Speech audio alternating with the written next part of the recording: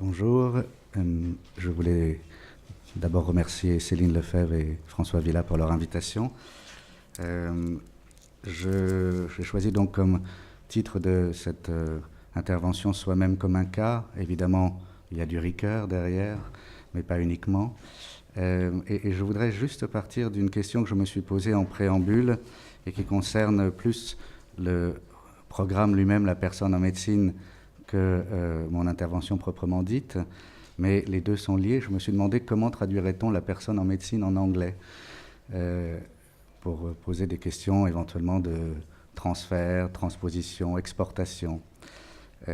Alors quelques hypothèses qui me sont venues à l'esprit, dont certaines doivent être éliminées d'emblée, ce serait évidemment the person in medicine, ce qui ne marche pas du tout en anglais, puisque l'article défini fonctionnerait comme un renvoi à une personne dont on aurait parlé.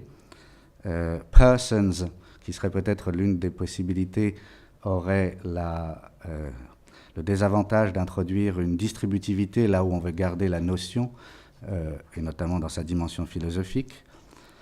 Personality in medicine nous entraînerait trop loin du côté de la psychologie ou vers un ensemble de caractéristiques repérables qui figeraient la personne, disons, dans l'identité.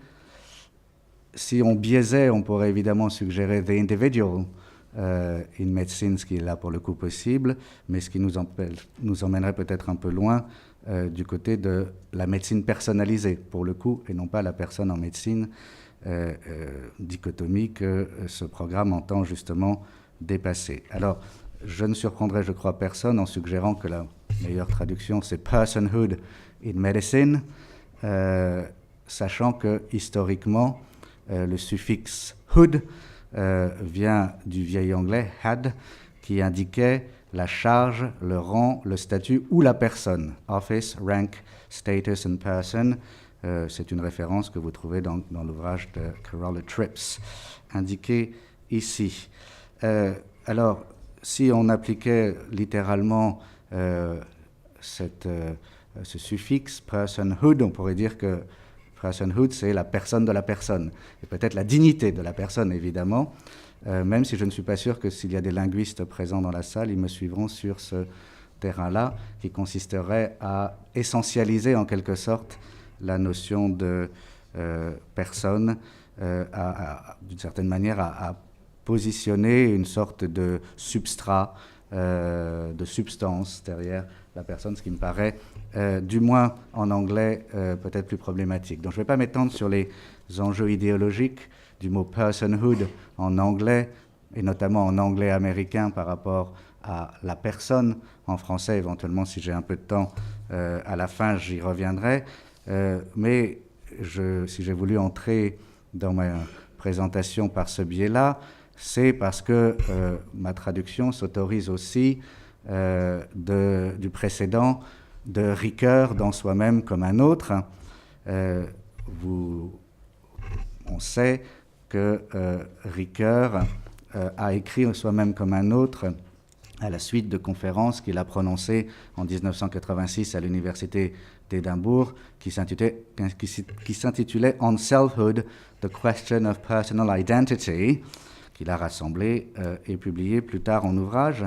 Et tout l'ouvrage part d'une réflexion de type lexicologique sur les différentes façons d'exprimer le réflexif soi-même, en français bien sûr, mais aussi en anglais et en allemand. Et Ricoeur dit, c'est très connu, je ne m'étendrai pas là-dessus, que là où soi-même n'est qu'une forme d'intensification de soi, au contraire, l'anglais et l'allemand font une sorte de départ entre soi et soi-même par différentes traductions, opposant same à self ou gleich à selbst. Et c'est à partir de ce constat que Ricoeur établit sa polarité principale qu'il va travailler tout au long de son texte, de l'identité comme mêmeté et de l'identité comme ipséité. Et l'un des passages les plus significatifs au regard de cette influence de la traduction sur l'élaboration de concepts, c'est un passage de la page 140 où il souligne, je ne vous le lirai pas, mais il souligne comment s'est progressivement imposée à lui cette polarisation, mais comment aussi, en filigrane, émergent des problématiques qui nécessiteront de prendre plus loin appui, moins sur une approche traductive ou linguistique que sur des questions d'identité narrative, opposant l'identité personnelle ou cherchant à dépasser la question de l'identité personnelle par l'identité narrative. Et c'est à partir de cette polarité qu'il va aborder une question qui est à l'arrière-plan des 2 chapitres centraux qu'il consacre justement au passage de l'identité personnelle à l'identité narrative, à savoir le recours à la méthode des cas. Il a été question de beaux cas il y a quelques minutes, et Ricoeur s'inspire de cas, d'une part des cas de la philosophie analytique anglaise, et d'autre part des cas, alors qu'il appelle ceux de la fiction littéraire de temps à autre, ou ceux de la fiction de perte d'identité le plus fréquemment. Et son point de départ concernant la méthode des cas, c'est l'ouvrage de Derek Parfit, très connu, qui s'intitule Reasons and Persons, lequel Derek Parfit a pour objectif de prouver que la question de l'identité est d'une certaine manière une question toujours mal posée, et que finalement l'identité n'est pas ce qui nous importe. Identity is not what matters. Et il s'appuie pour cela sur ce qu'il appelle des cas paradoxaux, en anglais puzzling cases, cas paradoxaux qu'il fait remonter à Locke et au passage d'un essay concerning human understanding qui date de 1690, dans lequel Locke établit une sorte d'expérience de pensée consistant à imaginer ce qui se passerait si la mémoire d'un prince était intégrée au corps d'un savetier, a cobbler en anglais. Et il pose la question, Locke en l'occurrence sous la forme d'une alternative, la question est de savoir si le savetier a intégré la mémoire du prince au point de devenir celui-ci, ou si, au contraire, il demeure le savetier que tout le monde connaît. Alors, sans m'étendre là encore trop sur un exemple qui est assez connu, on sait que la critique qui a été adressée à Locke par la suite reposerait justement sur l'absence de distinction entre identité psychique et identité physique. Et Parfit s'en sert justement pour affirmer que l'identité n'est pas ce qui compte dans cette expérience de pensée, dans cette expérience de dépersonnalisation. Et lui-même, à l'attaque de la 3e partie, va proposer une sorte d'expérience de pensée consistant à imaginer une sorte de récit de science-fiction dans lequel un individu est téléporté sur Mars, et Ricoeur en donne la version suivante que je vous lis cette fois-ci. L'auteur en propose 2 versions.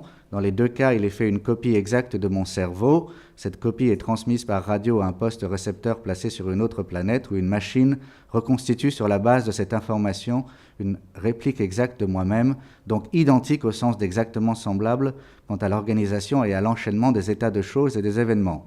Dans le premier cas, mon cerveau et mon corps sont détruits au cours de mon voyage spatial. La question est de savoir si j'ai survécu dans ma réplique ou si je suis mort. Le cas est indécidable. Quant à l'identité numérique, ma réplique est autre que moi. Quant à l'identité qualitative, elle est indiscernable de moi, donc substituable. Dans le 2e cas, mon cerveau et mon corps ne sont pas détruits, mais mon cœur est abîmé. Je rencontre ma réplique sur Mars, je coexiste avec elle. Elle sait que je vais mourir avant elle et entreprend de me consoler en me promettant qu'elle tiendra ma place. Je n'entrerai pas dans les termes de la discussion que propose Ricoeur de ce passage, si ce n'est que pour le philosophe français, l'erreur consiste, comme celle de Locke avant lui, à identifier la personne au cerveau et donc à proposer une thèse qui ne tient pas compte de l'ancrage corporel de l'identité comme memté ou ipséité dans ce monde-ci. Ce qui m'intéresse plus, c'est le fait qu'à ces cas paradoxaux qui sont ceux de la philosophie analytique anglaise, Ricoeur va opposer ce qu'il appelle tantôt des cas troublants ou des cas déroutants, qui sont ceux justement de la fiction littéraire, et plus précisément donc de ce qu'il appelle la fiction de perte d'identité, dont il propose une brève analyse à partir de l'œuvre de Robert Musil, L'homme sans qualité, qui paraît entre 1929 et 1942, enfin, à laquelle Musil travaille exactement entre 1929 et 1942. Et l'hypothèse que Ricoeur formule à partir de L'homme sans qualité, c'est que dans ce type de récit où le personnage subit un processus de dépersonnalisation, il perd ses qualités, la désintégration de la personne, je cite, comprise comme personnage du récit, entretient un lien dynamique avec, ou un lien organique plutôt, avec la dynamique narrative elle-même. Pour le dire autrement, dans la fiction classique, traditionnelle, celle que n'est pas le texte de Robert Musil, c'est l'identité du récit qui fait l'identité du personnage. En quelque sorte, le personnage est personnage parce qu'il a un caractère, c'est-à-dire un certain nombre de déterminations au départ, auquel le texte littéraire va faire subir un certain nombre de variations imaginaires qui peuvent aller du tout au tout, mais qui ne sont jamais telles qu'elles vont phagocyter la fiction au point d'en changer profondément le genre. C'est, pour le résumer en quelques mots, ce que suggère Ricoeur en parlant du personnage comme caractère ou comme mêmeté par rapport au personnage de littérature comme ipséité. Au contraire, dans la fiction de perte d'identité, la désintégration du personnage phagocyte la dynamique même du récit et influe sur son identité générique même. C'est ce que dit Ricoeur dans un passage un peu plus lointain. À mesure que le récit s'approche du point d'annulation du personnage, le roman perd aussi ses qualités proprement narratives, même interprétées, comme plus haut, de la façon la plus flexible et la plus dialectique. À la perte d'identité du personnage correspond ainsi la perte de la configuration du récit, et en particulier une crise de la clôture du récit. Il se fait un choc en retour du personnage sur l'intrigue, c'est un même schisme qui affecte à la fois la tradition de l'intrigue menée jusqu'à un terme qui vaut clôture et la tradition du héros identifiable. L'érosion des paradigmes frappe à la fois la figuration du personnage et la configuration de l'intrigue. Ainsi, dans le cas de Robert Musil, la décomposition de la forme narrative, parallèle à la perte d'identité du personnage, fait franchir les bornes du récit et attire l'œuvre littéraire dans le voisinage de l'essai. Les deux hypothèses qui me paraissent intéressantes ici, c'est l'idée d'un choc en retour du personnage sur l'intrigue, qui est le contrepoint de celui accompli traditionnellement par la dynamique du récit sur le personnage dans la fiction traditionnelle, et aussi le fait que ce choc en retour infléchit le genre du roman. Alors on sait que Musil, effectivement, s'apparente par bien des côtés, enfin que L'homme sans qualité s'apparente par bien des côtés à un essai, ne serait-ce que par le recours à des titres en latin pour servir d'introduction au chapitre. Donc, par rapport à la fiction classique, qui fait osciller le personnage entre identité comme mêmeté, identité comme ipséité, les fictions de la perte d'identité offriraient la perspective de cas limites, raison pour laquelle on pourrait peut-être les comparer ce qui se passe dans ce type de fiction à ce qui se passe, par exemple, dans la micro-histoire. La micro-histoire telle que Carlo Ginzburg l'a établie. La micro-histoire, précisément, ne s'intéresse pas à l'individu moyen, elle s'intéresse à des individus qui sont des cas limites. Au moins dans les premiers travaux de Ginzburg, par exemple dans l'ouvrage qui s'intitule « Le fromage et les vers », où Ginzburg étudie un paysan du Frioul de la fin du XVIe siècle, un paysan qui à la fois vient d'une certaine classe de la société, mais a aussi des pratiques religieuses mêlant catholicisme classique et pratiques occultes. Ce personnage dont Ginzburg a retrouvé la trace lui permet de définir toute une configuration mentale et sociale qui est celle de l'Italie du Nord à la fin du XVIe siècle et au début du XVIIe siècle. Donc on a, me semble-t-il, dans cette pratique du cas limite telle que Ricoeur l'expose ou telle qu'elle se donne à voir dans le texte de Musil, on a quelque chose qui s'apparenterait à ce qui se passe dans la micro-histoire et que François Doss, dans un ouvrage célèbre qui s'intitule « Le Paris biographique », résume ainsi. Ces historiens font porter une attention renouvelée aux stratégies individuelles, à la complexité des enjeux et au caractère imbriqué des représentations collectives. Les cas de rupture dont ils ont retracé l'histoire ne sont pas conçus comme une traque de marginalité, de l'envers du refoulé, mais une manière de révéler la singularité comme entité problématique définie par cet oxymore, l'exceptionnel normal. On va donc privilégier l'étude de cas limites dans la mesure où ces derniers ont en fait intégré la norme. Toutefois, et j'en viens progressivement, ou j'en reviens à la littérature, toutefois, il y a bien sûr une différence fondamentale, me semble-t-il, entre les cas limites, les personnages de la littérature comme cas limites et les cas limites de l'historiographie, fût-ce la micro-histoire et peut-être des autres sciences humaines et sociales, une différence qui tient au fait, me semble-t-il, que le choix d'un cas en histoire, en sociologie, en anthropologie, si particulier fût-il, se justifie toujours, en fin de compte, par son statut d'élément représentatif à l'égard d'un groupe qu'il s'agit de reconstruire, par sa valeur d'exemplarité à l'égard de pratiques anthropologiques qu'il s'agit de reconstituer, alors qu'en littérature, il me semble que le cas est peut-être au moins jusqu'à une certaine date qu'on pourrait situer jusque dans les années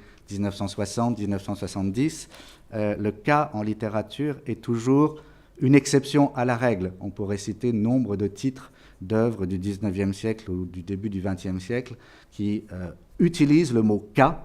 The Strange Case of Dr. Jekyll and Mr. Hyde est le plus connu. C'est un cas étrange, ou c'est strange aussi au sens de ce qui n'est pas naturel, au sens shakespearien de ce qui n'est pas naturel.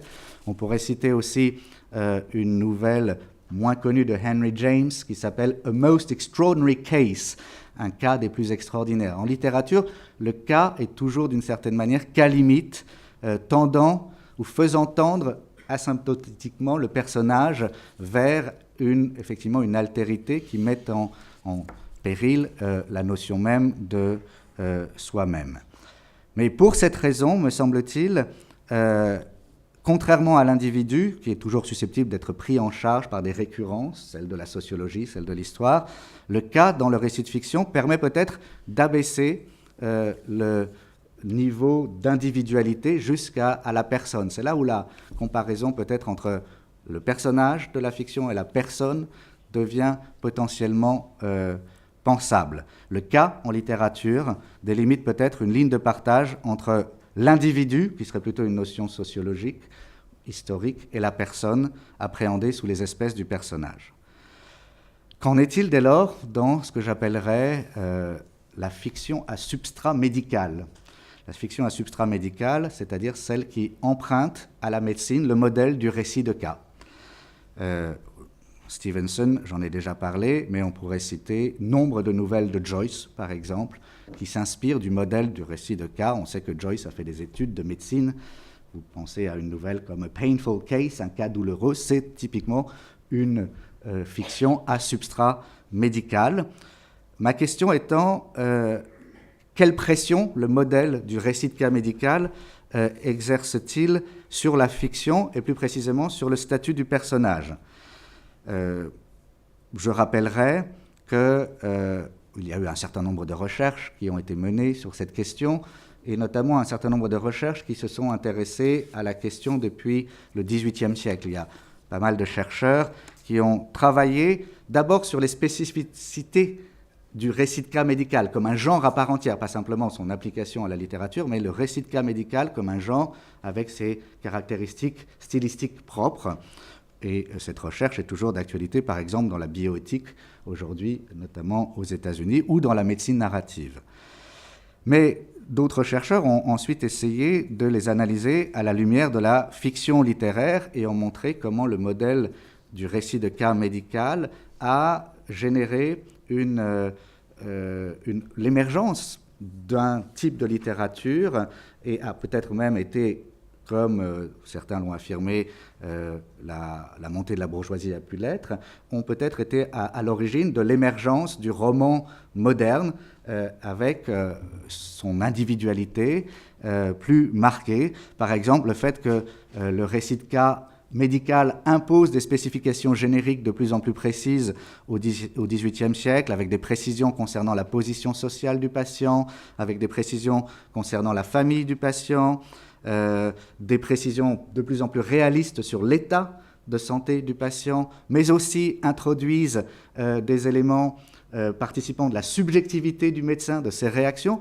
Toute cette évolution historique ayant trait à des caractéristiques stylistiques du récit de cas médical, a pu influer sur l'émergence d'une littérature qui emprunte au modèle du récit de cas médical son origine. Sophie Vasset n'est pas là, mais elle aurait pu certainement intervenir là-dessus.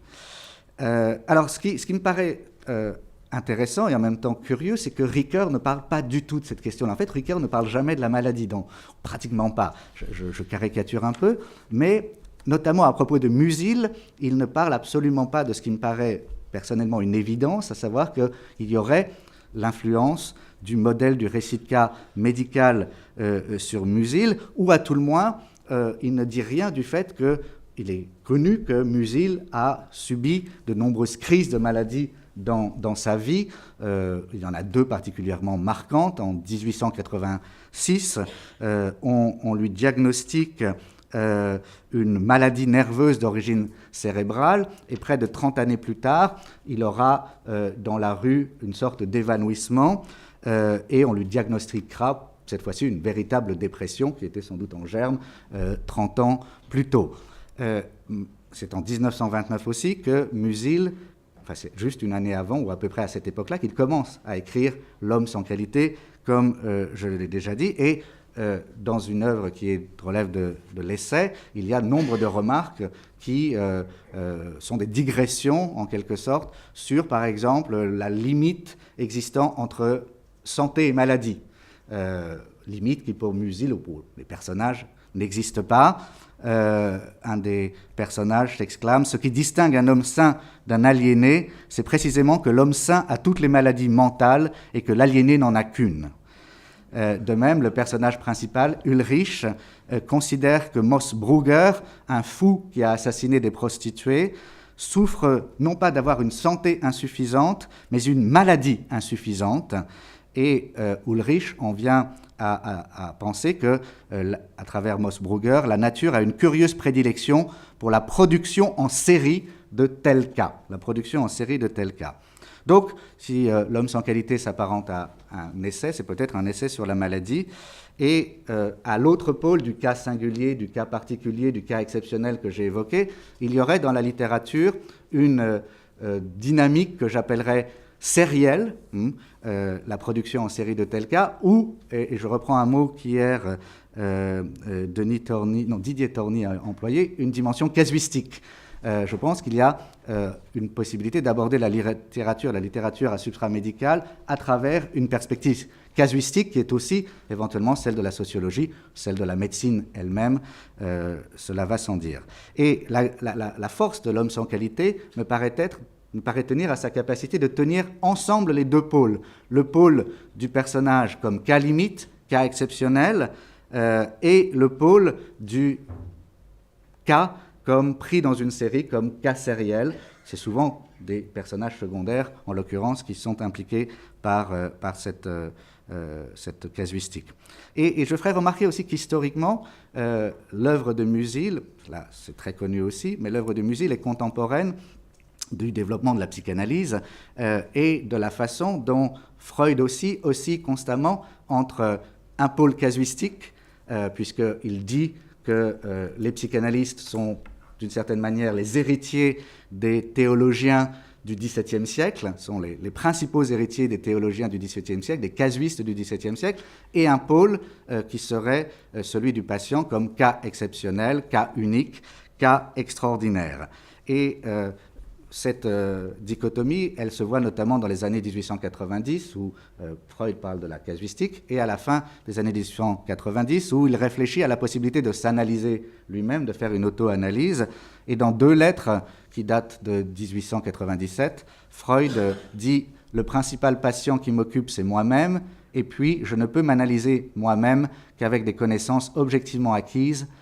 Comme un étranger via un Fremder, l'auto-analyse proprement dite est impossible, sinon il n'y aurait pas de maladie. Comme j'ai encore affaire à quelques énigmes dans mes cas, cela doit forcément m'arrêter dans mon auto-analyse. » J'ai encore quelques minutes, je crois.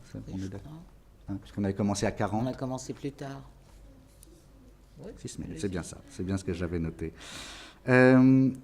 Donc, je voudrais finir par un texte, justement, m'attarder un tout petit peu sur un texte qui me paraît poser cette question de l'interprétation du cas comme cas unique, cas exceptionnel ou cas sériel, et m'attarder à travers cet exemple très précis sur une œuvre, à la fois un texte et l'œuvre tout entière, qui est celle de Beckett. Et le texte, c'est Fin de partie, Endgame en anglais, qui m'intéresse, ce qui me paraît pertinent pour ce colloque, puisque, comme beaucoup de textes de Beckett, serais-je tenté de dire, Fin de partie est un texte fondé sur une relation médicalisée. C'est même peut-être le plus médicalisé de tous les textes de Beckett, même si il y en a d'autres, même s'il y a de nombreux passages qui, dans les romans ou les pièces, relèvent de situations médicalisées. Là, vous savez que les 2 personnages principaux sont d'une part Ham, un vieillard acariâtre, souffrant de cécité et paralysé dans son fauteuil roulant, et donc le patient d'une certaine manière, et l'aide-soignant, Clove, qui lui apporte ses calmants et tout ce que le personnage demande. Mais Clove, dont le corps souffre aussi également de différentes incapacités fonctionnelles qui, d'une certaine manière, font de lui une version potentielle de Ham. Ham, c'est Clove dégradé plus tard. Le rapport est donc de type médical, mais il est, me semble-t-il, il repose absolument pas sur une relation de soins, pour le coup, parce que les 2 personnages sont pris dans une dialectique de pouvoir et d'impuissance teintée très largement de sadomasochisme, le sadomasochisme étant une composante très forte des textes de Beckett. Mais ce n'est pas simplement la relation entre les personnages qui relève d'un modèle médical, c'est la structure tout entière de la pièce qui est tributaire d'une représentation elle-même de la vie comme maladie chronique. L'aphorisme le plus connu de ce texte étant en la circonstance celui que Ham prononce à 2 reprises, d'abord dans l'histoire qu'il raconte, ce qu'il appelle son histoire, qui est le moment où il a recueilli un enfant, et puis après dans un passage de monologue plus ou moins cohérent. Ham, par 2 fois, s'exclame, pardonnez-moi, « Mais réfléchissez, réfléchissez, vous êtes sur Terre, c'est sans remède !» Et la version anglaise est encore plus explicite. « Use your head, can't you? Use your head. You're on Earth, there is no cure for that. » Pas de cure pour le fait d'être sur Terre. Et donc, dans une pièce qui commence par la fin et dont la fin renvoie au début, effectivement une pièce sans clôture, le caractère interminable tout à la fois de la vie sur Terre, de la maladie et de la pièce fonde, me semble-t-il, une temporalité comme chronicité, comme forme de chronicité. Or, il y a, et j'en finirai là-dessus, je vous promets, or, il y a au cœur de la pièce un passage très bref qui est un récit de cas. Je ne sais pas si le terme n'est pas exagéré tant le passage est court, et un passage qui n'a apparemment aucun lien avec la pièce, raison pour laquelle les critiques se sont peu souvent attardés dessus. Ce cas, c'est celui d'un peintre enfermé à l'asile auquel Ham déclare avoir fréquemment rendu visite. Il se situe très exactement au milieu de l'édition de Minuit en français, page 60, pour ceux qui voudraient aller voir.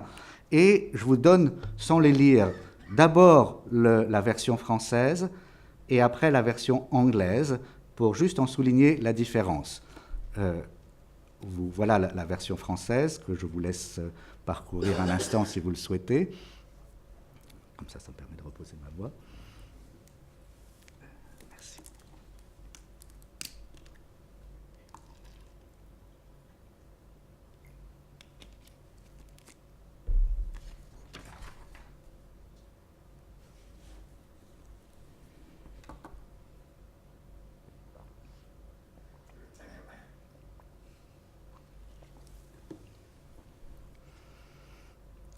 Et voici la version anglaise qui, autotraduite par Beckett lui-même, qui diffère sur un point, c'est que dans la version anglaise, le peintre est devenu un peintre graveur, a painter and engraver, avec le jeu de mots en anglais évidemment sur engraver comme celui qui met dans la tombe, dans la grave.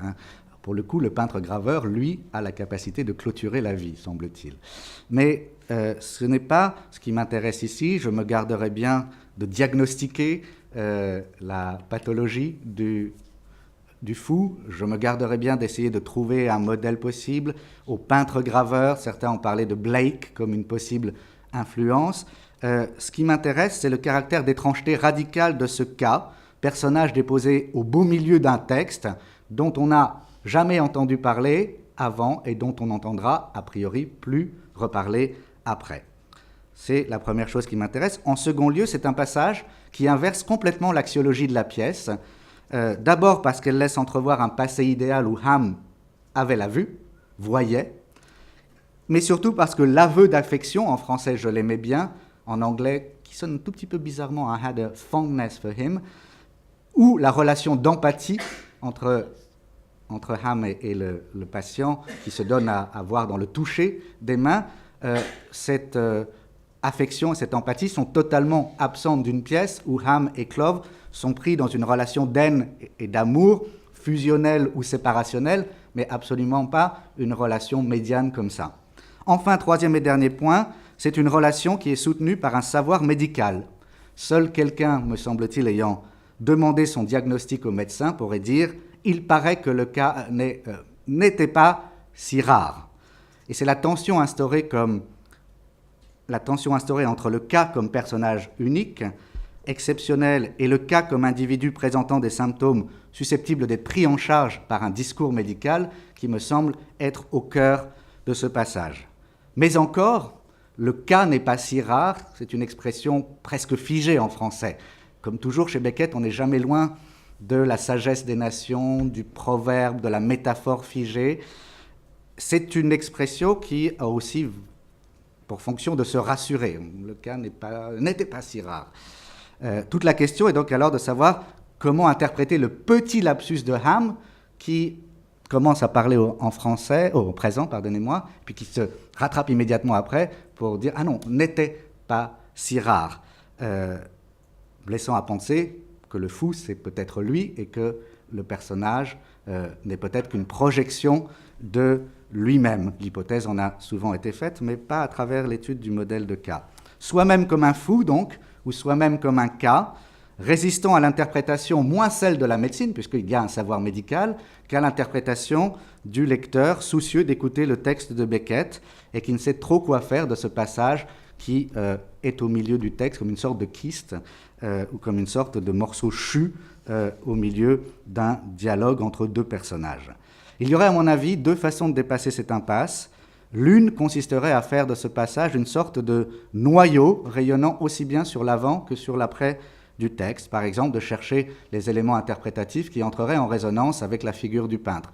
Au début de toute la pièce, lorsque le rideau se lève, par exemple, sur l'un des murs, il y a un tableau retourné, et à la fin de la pièce, Clove décroche le tableau pour accrocher un réveil, mais ne le retournera jamais. On ne saura donc jamais quel est le contenu du tableau.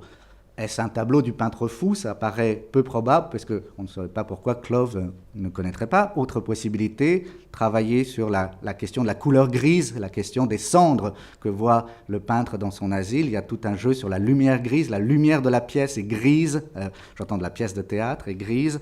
Et puis, il y a un passage sur le gris. Et puis, donc ce serait une lecture kaléidoscopique de ce passage, ou une lecture étoilée. Deuxième méthode, celle qui consisterait à considérer que tous les personnages de Beckett sont peu ou prou des cas médicaux, même si les textes sont plus ou moins explicites à ce sujet, et à donc à chercher pour le coup, aussi bien en amont qu'en aval, les personnages reproduisant le modèle du cas médical ou en constituant des variations, voire à prolonger ce travail en cherchant comment le personnage ou le modèle du cas médical chez Beckett a essaimé dans la littérature contemporaine, aussi bien en anglais qu'en français. C'est l'un des avantages de Beckett d'ailleurs. Dans des romans très contemporains, on voit très bien ressurgir le personnage du vieillard acariâtre et grabataire, cherchant à s'auto-examiner, à se prendre soi-même comme un cas. Cela reviendrait à privilégier une approche sérielle ou casuistique de la figure de l'aliéné chez Beckett, entreprise qui me paraît pertinente. Donc entre cas exceptionnels, inanalysables et cas sériels, présentant des récurrences et des variations, le personnage beckettien se situe au cœur de cette polarité que j'ai essayé d'esquisser et qui, fondamentalement, est celle de toute pensée par cas, expression que je préfère à récit de cas ou étude de cas. La pensée par cas me paraît plus pertinente comme expression. Mais, et j'en terminerai ici, ce sont des cas qui, me semble-t-il, ne sont pas, contrairement à ceux de Ricoeur, redevables d'une approche narrativiste, ou pas seulement, en termes de mise en récit. En tant que spécialiste de poésie et du modernisme, dont Beckett et Musil sont deux exemples illustres, certains textes littéraires présentent des cas limites qui sont de nature, me semble-t-il, à remettre en cause le privilège accordé au modèle du récit dans la médecine narrative et peut-être plus généralement dans les humanités médicales, privilège qui, là encore, comme spécialiste de poésie, me paraît exorbitant et qui appelle peut-être des approches de l'intersubjectivité et partant de la personne en médecine à la lumière d'autres modèles, par exemple à la lumière du modèle du lyrisme ou du monologue dramatique, qui est une forme à mi-chemin entre le théâtre et la poésie. Ce serait donc d'autres modes de lecture du cas, en quelque sorte. Je vous remercie.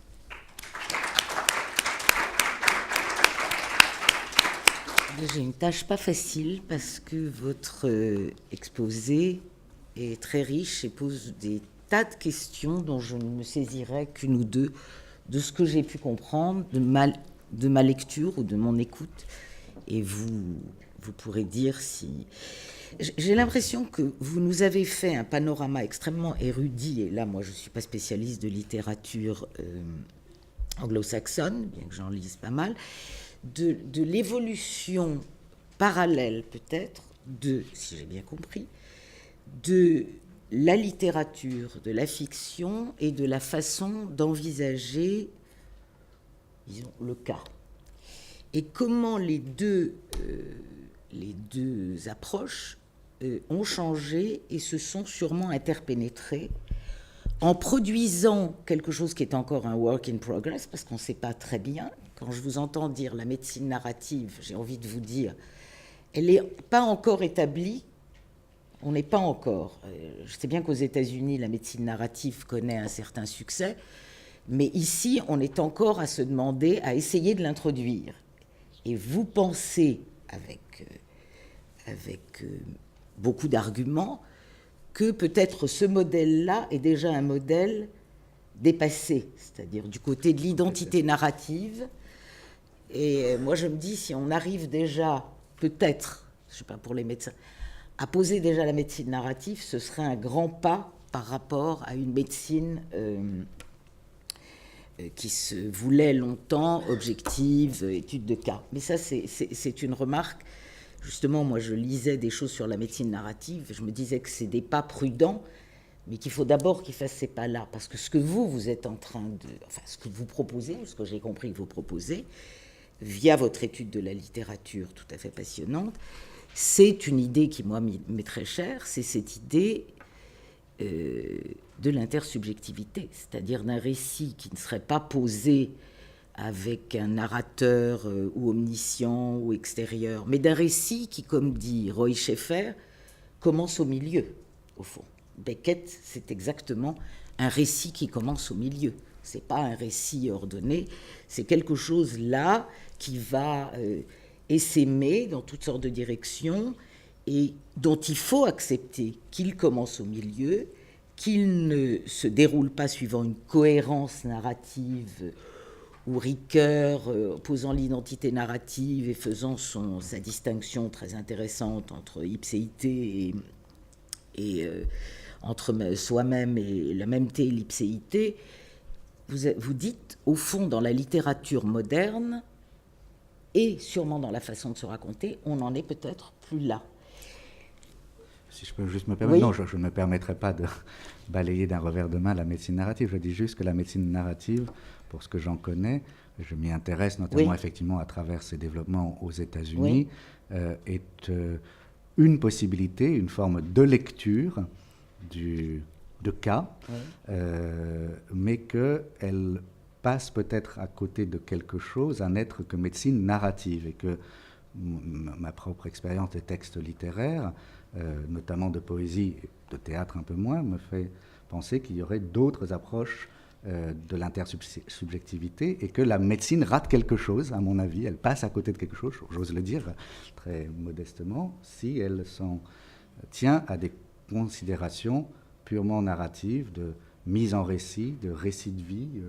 Voilà, c'est ça plutôt. Donc, tout à fait, mais ce que je disais, non, mais tout à fait, mais ce que je disais, c'est, j'avais presque envie de dire, si déjà la médecine narrative était pratiquée et admise, on aurait fait un grand pas. C'est-à-dire, du point de vue clinique, de mon travail et de la façon dont je perçois encore ce qui se fait en médecine, on n'en est même pas encore là. C'est ça que je voulais dire. Mais ce que vous proposez, c'est des perspectives.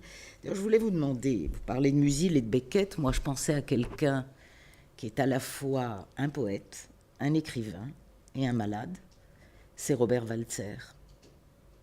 Oui. Dans ses écrits qui sont tout à fait intéressants, qu'on peut voir comme des écrits cliniques, comme de la poésie, comme de la littérature, je trouve que c'est vraiment quelqu'un de la modernité. Mais ça, je ne me risquerai pas avec vous sur l'analyse de Walzer. Ce qui m'a, moi, beaucoup intéressé, vous re-questionnez, comme tout le monde, la question de l'identité. Et moi, je voulais proposer, au fond, ce que j'ai entendu, c'est toute cette question du sentiment de soi. Et d'une littérature moderne qui s'intéresserait au cas, comme Freud a fait, c'est-à-dire Freud, vous l'avez souligné, Freud a fait des cas et des cas limites de la pathologie, ce qu'il disait, le moyen de saisir aussi le normal, entre guillemets, et au fond, ces cas limites dont vous parlez, et dont Pérec dit, par exemple, à propos de la littérature du XXe siècle, on est au XXIe siècle, que c'est la littérature concentrationnaire, dont il n'aime pas le mot, qui est la littérature moderne. C'est-à-dire cette idée d'un choc, d'un trauma, de gens qui, comme Antelme ou comme Lévy plus tard, vont témoigner, ou Chalamov, vont témoigner d'une fracture essentielle et dans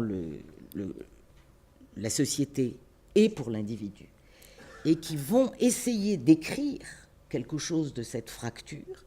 Et en ce sens, je pense qu'on peut penser la maladie grave, les cas exceptionnels, ces cas limites, qu'est la persécution et le rapport au corps, parce que dans les cas limites et dans la persécution, le rapport au corps est très très important. Je pensais, ce que je voulais dire tout à l'heure, après à la suite de François, c'est que quand François disait que on risquait de qualifier d'hypocondriaques trop vite ces gens qui font retour sur un endroit de leur corps, je pensais à ce qu'on a analysé comme narcissisme tertiaire, c'est-à-dire ce retour au moment de la persécution et du corps souffrant dans les camps ou dans la persécution, que ce soit dans le goulag ou pendant la Shoah, ce retour que tous les grands écrivains disent, Antelme, la première phrase d'Antelme, je suis sorti pisser, ou Chalamov dans ses récits de la Colima, cette importance du corps à ce moment-là comme seul élément de sauvegarde, et ça fait aussi écho à ce qu'a dit Carléo, qui devient le personnage à ce moment-là principal de la survie et l'objet à sauver, l'objet qui sauve et l'objet à sauver. Et je pense que